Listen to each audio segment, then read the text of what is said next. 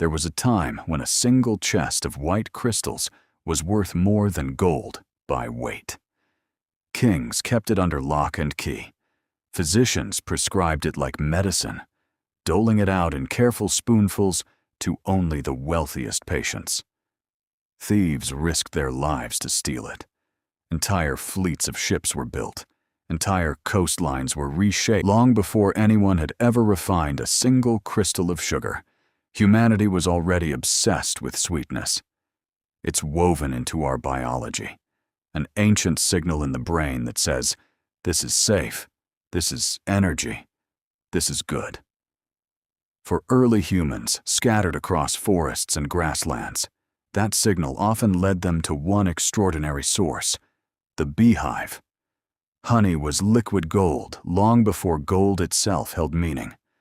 Cave paintings in Spain, thousands of years old, show figures climbing perilous cliffs, reaching into swarms of bees to steal their treasure.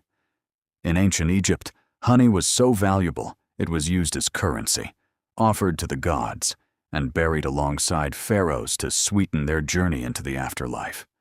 In Mesopotamia, in China, in the river valleys of the Indus, honey appears again and again in the earliest written records, not as a footnote, but as something worth documenting, worth trading, worth fighting for. But honey had a problem. It was rare, dangerous to collect, and impossible to produce at scale.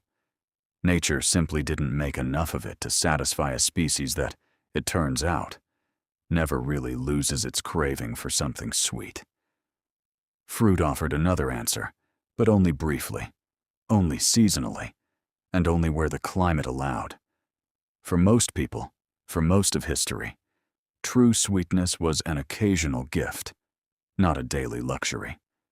And that scarcity is exactly what would make the discovery of a strange, tall grass, one capable of storing extraordinary amounts of natural sugar inside its stalks, feel like nothing short of magic. The story of sugar as we know it begins on the islands of New Guinea, in the lush river valleys, where a tall, fibrous grass grew wild among the jungle vegetation.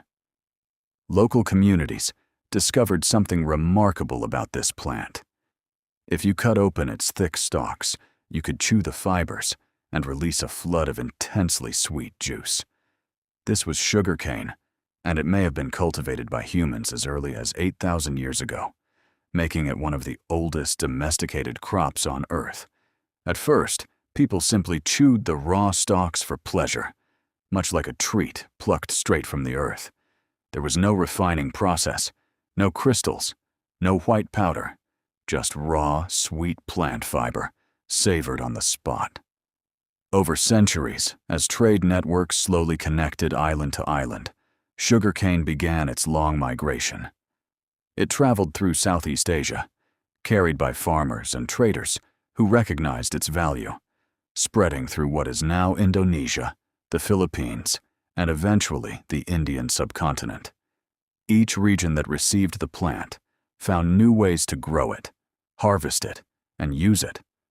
But sugarcane in its raw form was heavy, perishable, and difficult to transport across long distances. Something needed to change before this plant could evolve from a local treat into a global commodity.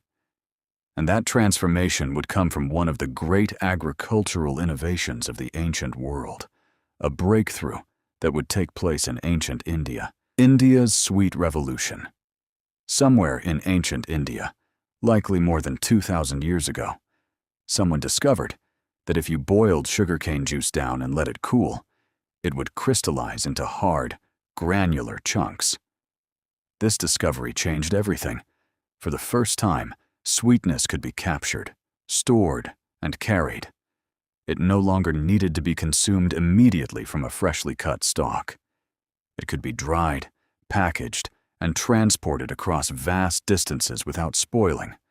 Indian innovators had essentially solved the problem that had limited sugarcane for thousands of years. Ancient Sanskrit texts reference this crystallized substance, calling it by a name that would eventually echo through languages across the world. Sharkara. This word, meaning gravel or grit, a nod to the granular texture of the crystals, would travel with the product itself, transforming over centuries into the Persian shakar, the Arabic sukar, and eventually the English word we use today, sugar. India didn't just discover crystallization, it built an entire agricultural and technical tradition around it. Sugar became integrated into medicine, into religious offerings, into royal diets. It was a symbol of refinement, a product associated with wealth and sophistication. And as India's trade networks expanded, connecting to Persia, to the Arabian Peninsula, to Southeast Asia, this crystallized luxury began traveling further than sugarcane ever had before. What started as a local agricultural curiosity was about to become one of the most sought-after trade goods in the ancient world. When Islamic empires expanded rapidly across the Middle East, North Africa, and parts of Europe beginning in the 7th century, they didn't just spread religion and governance. They spread agricultural knowledge on a scale the ancient world had rarely seen. Historians often refer to this as the Islamic Green Revolution, a period when crops, irrigation techniques, and farming innovations moved fluidly across 3 continents. Sugarcane was among the most transformative of these crops. Muslim agriculturalists studied Indian and Persian sugar production techniques and refined them further, developing more sophisticated irrigation systems capable of sustaining sugarcane in drier climates, in Persia, in Egypt, in the Levant, and eventually in North Africa and southern Spain. Sugar refineries began appearing in cities across the Islamic world. Production methods improved. Trade routes, stretching from Baghdad to Cairo to Cordoba, carried sugar alongside spices, textiles, and other prized goods. Merchants understood something crucial. Sugar wasn't just a food product, it was a luxury commodity, comparable in prestige to fine silk or rare spices. For Europeans who encountered the Islamic world during this period, through trade, through diplomacy, and eventually through conflict, sugar would prove to be one of the most unforgettable discoveries of all. Europe discovers sugar. When European crusaders marched into the Holy Land, beginning in the late 11th century, they returned home with stories of countless wonders, and one of the most talked about was a strange, expensive substance the local populations called sugar. Crusaders described it as a kind of sweet salt, a phrase that captures just how foreign and fascinating this product seemed to medieval European tongues, accustomed only to honey and fruit. Sugar trickled into Europe slowly, arriving through Venetian and Genoese merchants who had established trade relationships with the Islamic Mediterranean. But it remained extraordinarily rare and expensive. For centuries, sugar in Europe was treated less like food and more like medicine. Apothecaries stocked it. Physicians prescribed it in small doses for ailments ranging from coughs to digestive troubles, believing it to have healing properties. Royal courts embraced sugar as the ultimate status symbol. Wealthy households commissioned elaborate sugar sculptures, intricate models of castles, animals, and mythological figures to display at banquets, not to be eaten casually, but to be admired as proof of a family's staggering wealth. Sugar was so expensive that even monarchs measured it out carefully, storing it alongside spices and precious goods under lock and key. For the average European peasant, sugar was something they might never taste in an entire lifetime. It existed in a world entirely separate from their own, a rumor of sweetness reserved for the powerful. But that separation wasn't going to last.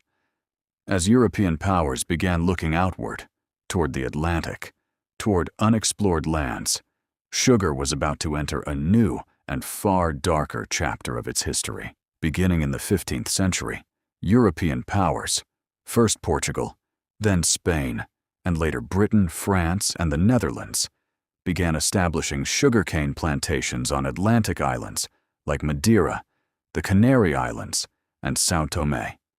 These islands offered ideal climates for growing cane, and they became testing grounds for a production system that would soon be replicated on a far larger scale across the Americas. Once European powers reached the Caribbean and the coasts of Brazil, they found land and climate conditions even more suited to sugarcane cultivation than anything seen before. Sugar plantations expanded rapidly across islands like Barbados, Jamaica, Hispaniola, and Cuba, as well as along the Brazilian coastline. The economic incentive was staggering. Sugar had gone from a rare luxury to a commodity capable of generating extraordinary wealth for whoever controlled its production. European empires competed fiercely for control of sugar-producing colonies, understanding that whoever dominated sugar exports could accumulate immense fortunes and reshape global trade networks in their favor. This period also marked one of the most tragic chapters in sugar's history.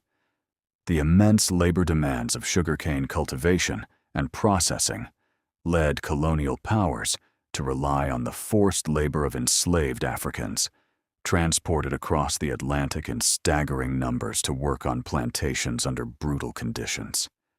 This system, deeply intertwined with the transatlantic slave trade, became the economic engine behind the sugar industry for centuries, and its human cost remains one of history's great tragedies. Sugar had become more than a food. It had become the center of a vast, interconnected global economy, linking Europe, Africa, and the Americas in what historians often call the triangular trade. By the 17th and 18th centuries, sugar production in the Americas had grown so dramatically that prices in Europe began to fall. What was once a rare luxury reserved for royalty slowly became accessible to merchants, tradesmen, and eventually a growing European middle class. This shift coincided with the arrival of two other exotic imports, coffee and tea. Coffee houses spread rapidly across European cities, becoming hubs of conversation, business, and politics. Tea, particularly in Britain, became a daily ritual embraced across social classes, and both of these bitter beverages found their perfect companion in sugar, which softened their sharp flavors into something comforting and pleasurable. The combination of sugar, coffee, and tea created an entirely new culture of consumption.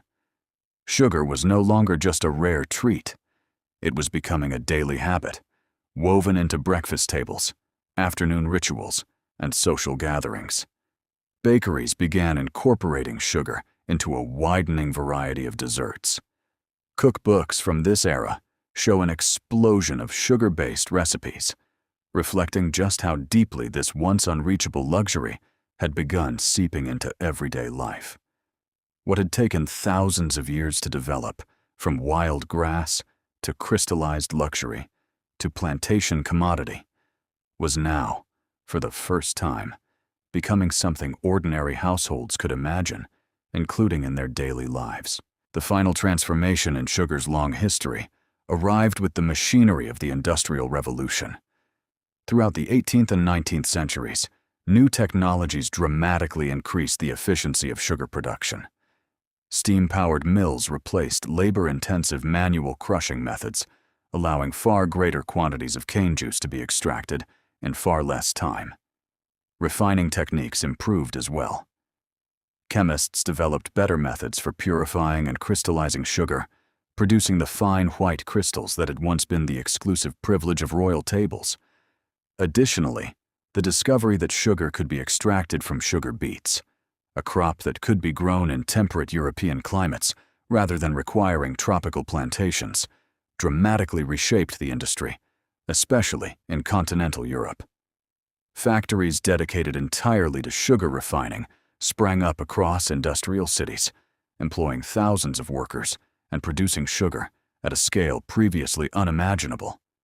What was once measured in small, precious spoonfuls was now being produced and shipped in staggering quantities. For the first time in human history, sugar was no longer scarce. The crystal that had once symbolized royal power, that had once been locked away like treasure, was becoming something nearly every household, rich or poor, could afford to keep in their kitchen. Look back across this entire journey, and something remarkable comes into focus. Sugar is not simply a food. It is a thread that runs through nearly every major chapter of human history. Through ancient trade routes, through the rise and fall of empires, through revolutions in agriculture and industry, through some of humanity's greatest achievements and its darkest injustices. A wild grass from the islands of New Guinea traveled across oceans and centuries, transformed by Indian ingenuity into a crystallized luxury, carried by Islamic scholars and merchants into new lands, coveted by European royalty as a symbol of power, and ultimately produced on a scale that reshaped economies, forced the movement of millions of people across the Atlantic, and altered the daily habits of nearly every culture it touched.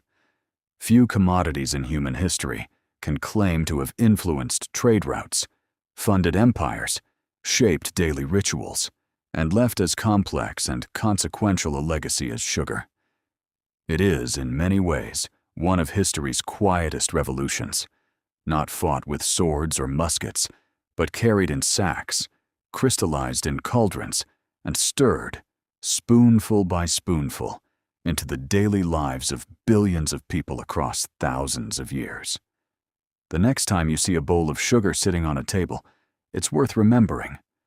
That small white crystal was once worth its weight in gold, guarded like treasure, and fought over by empires.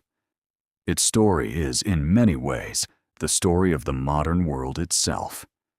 If this journey through the hidden history of sugar surprised you, subscribe for more forgotten stories from history, because some of the most ordinary things around us carry the most extraordinary pasts.